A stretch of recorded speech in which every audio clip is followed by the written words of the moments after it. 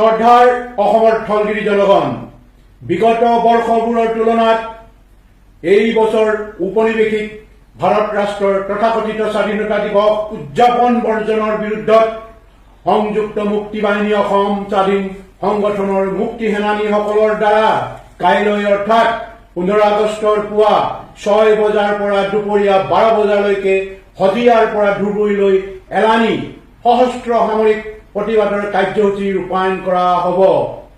সেয়েহে জাতি ধৰ্ম বৰ্ণ আৰু আবাল বৃদ্ধ বনিতা নিৰ্বিশেষে কাইলৈ তথা 15 আগষ্ট দিনটোত সকলো ধৰণৰ চৰকাৰী বেচৰকাৰী কাৰ্যসূচী ৰাজহুৱা স্থানত সমাগম পৰিহাৰ কৰাৰ উপৰিও পুৱা 6 বজাৰ পৰা দুপৰীয়া 12 বজালৈকে ঘৰৰ চৌহদৰ বাহিৰলৈ নোলাবলৈ শ্ৰদ্ধাপূৰ্ণ আন্তৰিক অনুৰোধ জনালো।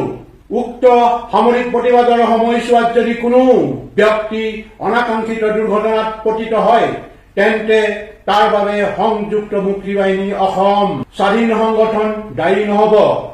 স্বদেশ আৰু স্বজাতিৰ জন্মগত ৰাজনৈতিক স্বাৰ্থৰ হেতু থলগিৰি জনগণে এই সময়ছোৱাত সামান্য কষ্ট ত্যাগেৰে সহযোগিতা আগবঢ়াব বুলি আশা ৰাখিলো। জয় অসম।